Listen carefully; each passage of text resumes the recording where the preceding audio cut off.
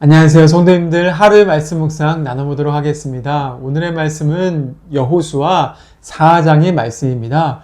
여호수아 4장은 어떤 내용이 등장합니까? 3장에 이어서 요단강에서 일어난 일을 다루고 있죠. 3장에서는 요단강을 건너는 이스라엘 백성들의 그러한 그 기적을 보았습니다. 이스라엘 백성들이 요단강을 건널 때 법궤가 먼저, 언약궤가 먼저 요단강의 강물을 발을 담궈서 들어갔다고 했죠. 제사장들이 그것을 어깨에 메고서 요단강을 건넜을 때 요단강이 갈라졌고 물이 그쳐서 마른 땅이 되었다는 것을 보았습니다. 하나님의 놀라운 기적이었죠. 이제 4장에는 그 놀라운 하나님의 기적을 기억하기 위해서 하나의 표징, 돌들을 세우는 것을 볼 수가 있습니다. 첫 번째, 그들은 12명을 택하여서 각 지파마다 바로 제사장들이 서 있는 마른 땅, 요단강의 안쪽에 있는 마른 땅에 들어갔습니다. 그 마른 땅에서 돌들 12개를 가지고 와서 이스라엘 진영에다가 돌을 세웠다라고 말하죠. 오늘 말씀에 7절 말씀 가운데 7절에 이 돌들이 이스라엘 자손의 영원한 기념이 되리라라고 했는데 이 돌이 무엇입니까? 5절 말씀 가운데 그 돌 한 개씩을 요단강 가운데서 어깨에 메고 가지고 온 돌이죠. 하나님은 요단강이 갈라진 것을 이스라엘 백성들이 항상 기억하게 하기 위해서 어깨에 메서 그 돌을 가지고 오라고 명령하셨죠. 그리고 나서 12개의 돌을 세워놓은 다음에 보아라, 이것이 하나님께서 너희를 위해서 행하신 놀라운 일이다. 감격하고 하나님의 위대하심을 묵상할 수 있도록 그곳에 돌을 세워놓은 것입니다. 두 번째 돌은 어떻습니까? 이제는 그 땅에 있는 그들이 건너온 가나안 땅에서 12개의 돌을 택하여서 요단강의 마른 땅 위에 그 돌을 설치한 것입니다. 오늘 말씀해 보니까 9절에 요단 가운데 곧 언약궤를 맨 제사장들의 발이 선 곳에 돌 12를 세웠다라고 말하죠. 바깥에만 12개의 돌을 세운 것이 아니라 요단강이 흐르는 안쪽에도 보일 수 있게 큼직한 돌 12개를 세워 놓았습니다. 그리고 나서 이스라엘 백성들이 요단강을 볼 때마다 봐라, 저게 우리가 마른 땅을 건넜던 기념의 사건이었다는 것을 기억하게 했습니다. 이 두 개의 장소, 요단강 바깥에 있는 돌, 또한 요단강 안쪽에 있는 돌은 하나님의 위대하심을 묵상하기 위해서 이스라엘 가운데 세워진 돌들의 표징이었던 것입니다. 하나님은 이것들을 통하여서 앞으로 다가올 전쟁의 승리를 확신하게 하셨고 이스라엘뿐만이 아니라 이스라엘 자손들에게까지 이 사건이 기념되는 것을 원하셨습니다. 이것이 바로 표징 증거의 힘이라고 할 수가 있죠. 우리 기독교인들 또한 이 땅을 살아가면서 하나의 표징을 기념적으로 지킵니다. 그것을 뭐라고 할까요? 바로 성만찬이라고 합니다. 우리가 흔히 기독교에 두 가지의 성례가 있다고 하지 않습니까? 개신교는 첫 번째 예수님을 믿을 때 세례의 성례를 받습니다. 마치 요단강에서 들어갔다가 나오는 것처럼 우리가 죄에서 물에 잠겨서 죽고 예수님과 함께 부활한 기념을 삼아서 그 물세례를 베풀죠. 두 번째로서 우리가 가지고 있는 표징 증거가 뭡니까? 성만찬입니다. 예수님께서 제자들에게 성만찬을 제정하시면서 이 떡과 잔을 항상 기억하여 기념하고 먹고 마시고 나누라라고 명령하셨습니다. 성만찬이 우리에게 주는 교훈이 뭡니까? 기독교는 성령께서 성만찬 가운데 임재하셔서 그 상징적인 이 떡과 빵과 포도주가 우리의 영혼 가운데 진짜 예수님의 살과 피를 먹는 것처럼 유익을 누리게 하신다라고 말하죠. 그냥 빵이지만은, 그냥 포도주지만은 믿음으로 주님이 찢으신 그런 살과 십자가에서 흘리신 피를 바라보는 것이죠. 그것을 영혼 안에 진짜 먹고 마시면서 죄사함의 감격의 기쁨을 누리고, 또한 빵을 먹을 때마다 예수님의 생명으로 살아가는 능력을 얻게 됩니다. 성령께서 우리 삶 가운데 임재하실 때 또한 이렇게 그 놀라운 하나님의 그 구원의 은혜를 기념하기 위해서 바로 이러한 표징, 성만찬의 표징을 주셨다라고 이야기하죠. 그렇기 때문에 성도는 믿음으로 성만찬에 참여하고 성령께서 우리 마음을 예수님의 피와 살에 묶어주시도록 기도할 필요가 있는 것입니다. 그럴 때마다 우리의 영혼이 영적인 유익을 누립니다. 또 교회의 위대한 사람들 중에서 신앙의 위대한 인물들 무엇을 했습니까? 증거를 남기기 위해서 일기를 쓰는 경우도 있었습니다. 우리가 아는 조지 뮬러, 자기의 기도장에 일기를 쓰면서 기도의 응답 수첩을 쓰면서 하나님의 증거로서 5만 번을 기도 응답 받았다, 이런 책도 있듯이 하나님과 교제한 흔적이 남아있죠. 그것을 볼 때마다 살아계신 하나님을 더욱더 묵상할 수 있는 것입니다.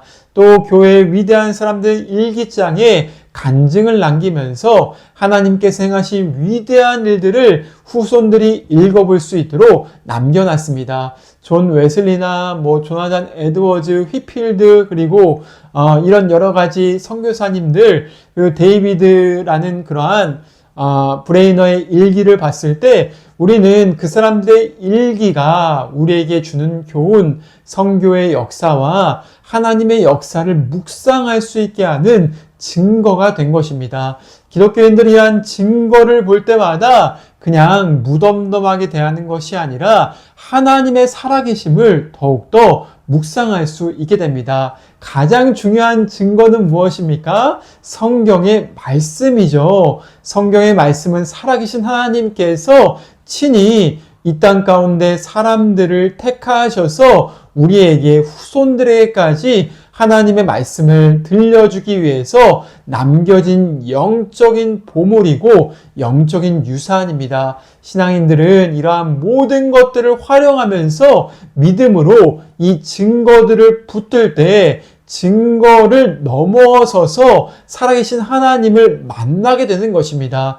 위험한 것은 무엇입니까? 증거 자체는 하나님이 아니라는 것이죠. 사람들은 증거를 보면서 그것 자체가 힘이 있다 생각하기 쉽지만은 그것 자체에는 힘이 없습니다. 그것을 행하신 하나님 자체에 힘이 계신 거지 그 증거에 붙들리면 안 된다는 것이죠. 그렇기에 모세가 광야에서 녹뱀을 들어서 이스라엘 백성들을 고쳐주었던 기적의 사건이 있었는데 후손들이 어떻게 했습니까? 그 녹뱀 자체를 우상으로 만들어서 느후수단이라 이름 붙이고 그 우상 숭배 그 금속 앞에 기도하는 죄악을 범했다. 열왕기 하는 그 죄를 일러주고 있는 것입니다. 우리가 섬기는 모든 상징들, 심지어 십자가의 상징마저도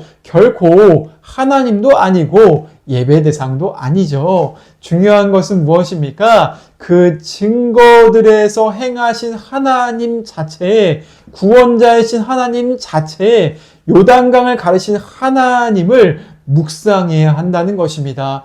이 모든 증거가 있는 이유를 오늘 말씀에는 이렇게 얘기해 주고 있습니다. 24절 말씀 가운데 이는 땅의 모든 백성에게 여호와의 손이 강하신 것을 알게 하며 너희가 너희 하나님 여호와를 항상 경외하게 하려 하심이라 라고 말하고 있죠. 증거가 있는 이유가 무엇입니까? 바로 하나님을 오늘도 경외하게 하기 위해서라고 말하죠. 살아계신 하나님, 오늘도 우리의 삶 가운데 함께 하신 하나님, 우리에게 말씀하시고 우리의 영혼에 똑같은 위대한 일을 행하실 수 있는 하나님, 우리를 위해 십자가에 죽으시고 물과 피와 살을 찢으신 예수님, 그분을 경외하게 하려 하심이다라고 말하고 있는 것입니다. 신앙생활의 목적은 항상 주님과 동행하는 삶인 것이죠. 주님과 내가 생생하게 동행하면서 죄를 떠나고 하나님을 기쁘시게 하고자 하는 마음에 사로잡히는 것, 그것이 바로 하나님을 두려워하고 경외하는 것이죠. 하나님과의 우정이 깊어지고 하나님을 사랑하게 되는 것입니다. 오늘도 이 말씀을 대하면서 나는 하나님을 경외하고 있는가? 하나님이 주신 증거들을 내 인생 가운데 묵상하고 하나님을 기억하며 하나님을 온전히 섬기고 있는가? 다시 한번 돌아볼 수 있는 성도님들의 삶이 될 수 있기를 바라겠습니다. 과거에 행하신 하나님의 놀라운 행적들을 묵상할 때 우리는 오늘도 살아계신 하나님을 경외할 수 있을 것입니다. 또 그 하나님을 경외하는 백성들 뿐만이 아니라 그분의 증거가 무엇을 위함이다 말합니까? 24절에 모든 땅의 모든 백성에게 여호와의 손이 강하신 것을 알게 하기 위함이다 라고 말하는 것입니다. 하나님은 이 땅 가운데 하나님 백성들에게 증거를 주시죠. 증거를 주시는 이유는 무엇입니까? 우리만 위한 것이 아니라는 것입니다. 하나님이 나에게 큰 은혜를 주셨을 때 하나님이 나에게 십자가의 놀라운 은혜와 성령의 놀라운 역사와 기적과 살아계신 하나님의 간증들을 주셨을 때 그것은 나의 유익만을 위한 것이 아니라는 것입니다. 자기 자신을 넘어서서 하나님은 그 모든 증거들과 사건들을 믿지 않는 사람들, 땅의 모든 민족들에게 보이셔서 하나님을 경외하게 하려 하심이다. 주님을 두려워하고 믿게 하고 주님의 손이 강한 것을 알게 하시 위함이다 라고 말하는 것입니다. 건강한 신앙생활은 하나님의 역사를 체험하는 동시에 그 역사가 믿지 않는 사람들에게까지 증거와 전도가 되고 선교가 되는 것이 건강한 신앙생활인 것을 기억해야 하죠. 오늘도 내가 주님과 동행하면서 다른 사람들에게 그 좋으신 주님을 증거하고 있습니까? 우리가 하나님을 증거하고 주님을 그렇게 드러내기 시작할 때 땅의 모든 민족들이 주님을 경외하게 주님을 섬기게 하려 함이라는 것입니다. 하나님은 요단강을 가르치면서 가나안 민족에게 말씀하셨습니다. 이 이스라엘 민족이 내가 택한 민족이다. 이 이스라엘 민족을 통하여서 거룩한 지상 국가를 이룰 것이다 라고 선언하신 것입니다. 가나안 백성들은 회개의 기회가 있었고 이 두려우신 하나님 앞에 크고 강하신 주님 앞에 엎드려 나와야 했음을 오늘 말씀은 일러주고 있습니다. 우리의 삶 가운데 우리가 하나님의 놀라우심을 체험하는 것, 그 목적은 나만을 위한 것이 아니라 다른 사람들에게 주님의 살아계심을 드러내기 위함이었다. 이 사실을 기억하시면서 오늘도 주님을 증거하고 증언하는 은혜를 구하시고 우리의 삶이 하나님 앞에서 아름다운 주님의 향기가 될 수 있는 은혜가 있기를 주님의 이름으로 축원을 드립니다. 우리가 주님의 그러한 편지와 향기로 사자로 살아갈 때 하나님께서 우리를 교회를 전도와 선교의 아름다운 역사로 사용하실 줄로 믿습니다. 그런 은혜를 사모하시면서 오늘 하루도 복되게 살아갈 수 있기를 소원합니다. 함께 기도하시겠습니다. 하나님 아버지 감사합니다. 오늘도 함께 여호수아 4장의 말씀을 통하여서 주님을 경외하는 증거에 대해서 살펴봤습니다. 하나님께서 요단강을 가르시고 요단강 바깥에 돌들을 세우게 하시며 요단강 안쪽에 돌들을 세우시며 하나님의 증거들을 세우셨다 말하고 있습니다. 우리도 우리 삶 가운데 하나님이 행하신 놀라운 증거들을 마음에 새기고 하나님의 성경의 말씀과 하나님의 놀라운 행하심의 간증들과 성찬과 놀라운 은혜의 수단들을 사용함을 통하여서 주님의 살아계심을 더욱더 누리게 하여 주시옵소서. 하나님, 오늘도 이 땅을 살아가면서 그 하나님을, 살아계신 주님을 경외하고 주님과 동행하기를 간절히 기도합니다. 또한 우리뿐만이 아니라 주변에 믿지 않는 자들에게 주님을 들어야 하는 복된 통로가 되기를 원합니다. 우리를 사용하시며 한 사람 한 사람 교회를 주님의 복의 통로로 사용하여 주시옵소서. 감사드리며 예수님의 이름으로 기도드립니다. 아멘. 오늘 하루 평안하세요.